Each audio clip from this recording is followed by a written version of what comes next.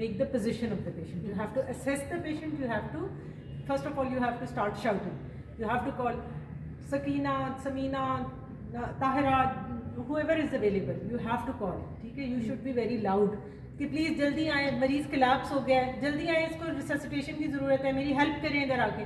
One of the person, you are the leader. One of the person, she is the pregnant lady. One of the person will push the baby like this, left hand पे tilt. ठीक है? Mother को, tummy को ऐसे left side पे tilt कर दो.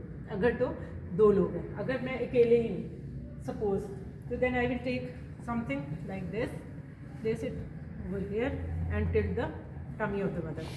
ठीक है? This is the first step you people have to do. Start shouting, make the position of the patient, and properly expose the patient. Now, hello, hello, क्या हाल है आपका? ठीक है? क्या हुआ? क्या हुआ? You have to talk to the patient, whether the patient is responsive or not. You have to assess the GCS, Glasgow Coma scale of the patient. If less than or equal to 8, it is airway has airway compromised. You have to check for the airway. Airway check करना है आपने, उसके मुंह के अंदर कोई चीज़ तो नहीं है, ऐसे ओपन करके, नहीं तो डमी है तो full open. No, nothing in the airway clear. मेरी टीम खड़ी है. Shirza, you have to check the vitals. Check करें vital. Airway is clear. Clear airway. Then you have to start the resuscitation. Resuscitation protocol. You have to follow airway, breathing. 10 seconds के लिए. Breathe कर भी रही है या नहीं कर? Just 10 seconds. Not breathing. Breathing okay. Then separate protocol. If not breathing, start the check for the circulation. Circulation check कर लिया, BP check कर लिया आपने, and check for the bleeding as well. यहाँ से तो नहीं पेशेंट वजाइनली तो नहीं ब्लीड करी, कहीं उसका ब्राउन तो टेंस और टेंडेड नहीं है, कहीं और से तो वो ब्लीड नहीं करी. ठीक है? ये सारे आपने कॉजेज साथ साथ फाइंड आउट करते रहना. ठीक है?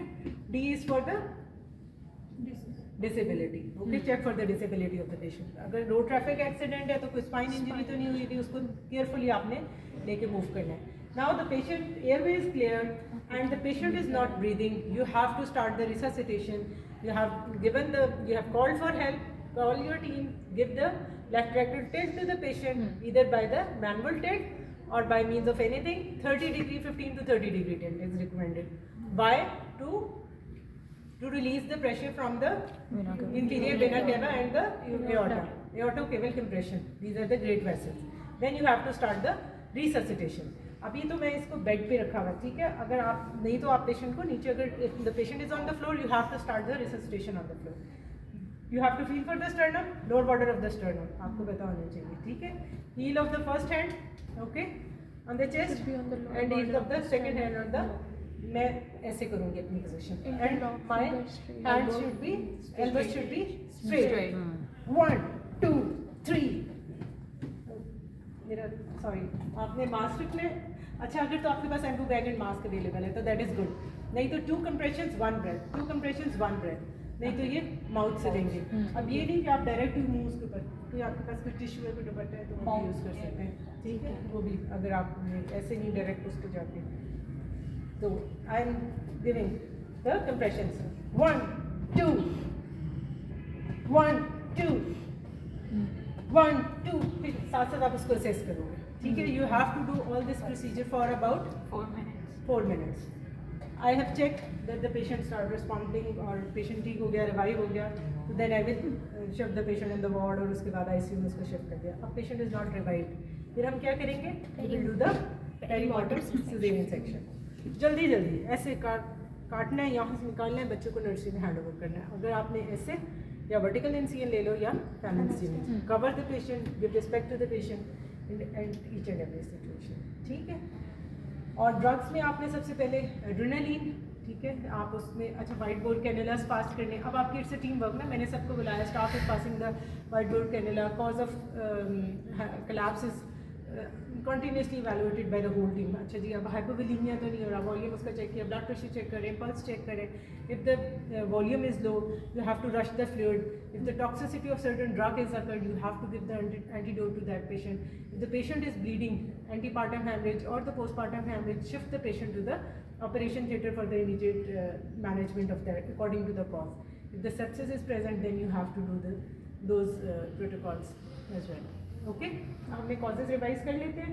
This is the maternal resuscitation basic protocol. आप इतना भी कर लोगे तो बहुत more than enough है. Causes में सबसे पहले हमने पढ़ा eclampsia, intracranial hemorrhage करते हैं. उसके बाद एनाफिलेक्सिस हो सकता है, कोई कोई ड्रग drug इंटेक हिस्ट्री हो toxicity सकती है, टॉक्सिसिटी हो सकती है। आप मेडिसिन में काम करते हैं, बहुत सारे लोग सुसाइडल अटेम्प्ट्स के साथ आपके पास आते हैं, ठीक है। फिर उसके बाद आपने इंट्रामस्कुलर कोई इंजेक्शन दे दिया, या आपने मैग्नीशियम सल्फेट दे दिया, या आपने लोकल एनेस्थेटिक एजेंट कोई दे दिया, ठीक है, जिस ड्रग ने किया। लंग्स पे आए तो क्या हुआ? Pulmonary embolism, amniotic fluid embolism, ठीक है, एम्बुलस हो सकता है जो लंग्स को ब्लॉक कर रहा है। यहाँ पे आगे हार्ट में होगा aortic dissection, एग्जैक्टली, और पेरीमार्टम कार्डियोमायोपैथी, मायोकार्डियल इंफार्क्शन, कोई ऐसी चीज़ अंडरलाइंग कॉज जो कि पेशेंट को पहले से ना, रूमेटिक हार्ट डिजीज के पेशेंट्स होते हैं जिनको मोस्टली को नहीं पता होता है, at the time of pregnancy या at the time of delivery को डायग्नोज हो रहे होते हैं, ठीक है। Then coming to the tummy of the patient, the liver, what happens in the liver? Hypoglycemia, liver rupture, if the patient came after the accident, liver hepatic rupture can occur, spleen, splenic rupture, okay. Then the main thing, uterus में placental abruption, placenta previa can feed, or postpartum hemorrhage, and last but not the least is the sepsis. कोई die handled case आ गया, missed abortion आ गया, कोई self induced miscarriage, that can lead to the sepsis of the patient. Okay, now you people have to do it one by one.